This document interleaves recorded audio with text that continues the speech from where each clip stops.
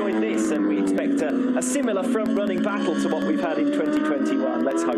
Yeah, you certainly hope for it, and with Top Rack and Jonathan Ray, you'd expect both of them to be very strong all the way through next season. Ducati's going to be interesting. You put Alvaro Bautista back on that bike, you expect to see him very strong. And we even hear rumblings that if Top Rack can manage to seal the World Championship, a certain Mr. Sofoglu is pushing for there to be a Turkish round back on the calendar, and would certainly like to go back to Istanbul. Yeah, Istanbul. Of course, it's been gotten ready for World Championship action again, with Formula 1 returning there last year. So the track looks like it'd be still a fantastic place to go racing, and certainly the atmosphere will be something else. So with a bit of luck, that's something that can happen in future, because the Turkish fans definitely want to be able to see Top Rack on a superbike, Can Oncu, Bahattin Sofoglu as well. There's a lot of good young riders coming through in Turkey.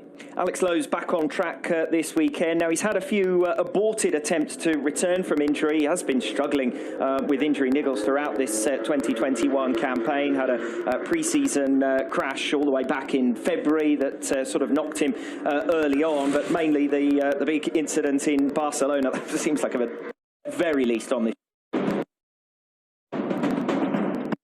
And that could spring a bit of a surprise over the course of the weekend, but really for everyone, this is President Joko Widodo, who was also on hand to inaugurate this circuit last week.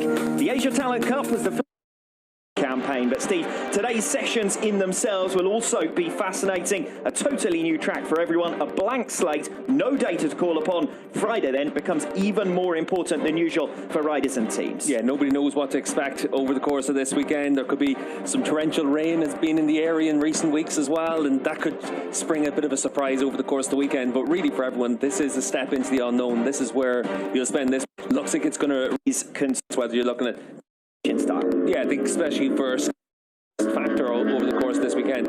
Is he going to change his riding and his race style? I don't think so. That's not how Top Rack is. But we could easily have an incident between those two riders, because we've seen so much close action between them all the way through this season. Would he change his approach if he only needed 10th position in the last race of the season? I think if it comes down to Sunday, he can change his approach, but it's going to be tough for Top Rack to do that.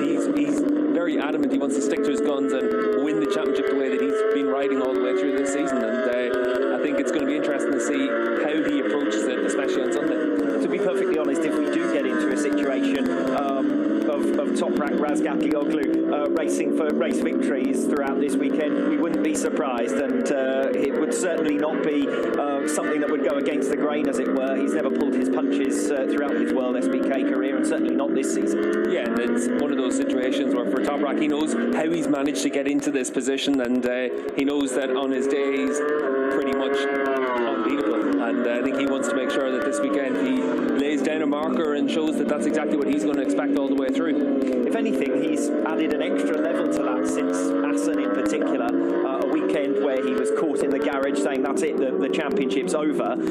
It was almost as if at that moment he said, well, from here on in, nothing to lose, because the championship in his mind, well, okay, in the heat of the moment, looked like it was slipping away from him. Jonathan Ray, 3 wins in a row. Top Rack, a massive margin of points to recover.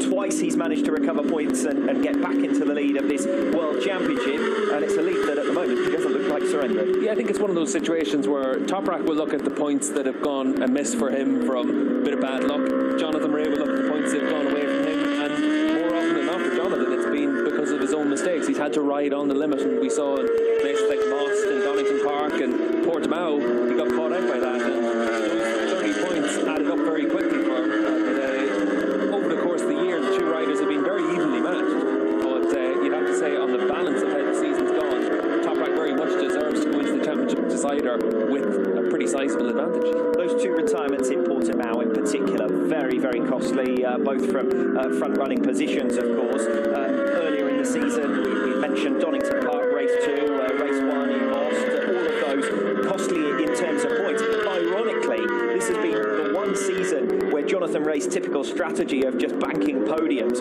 would have left him there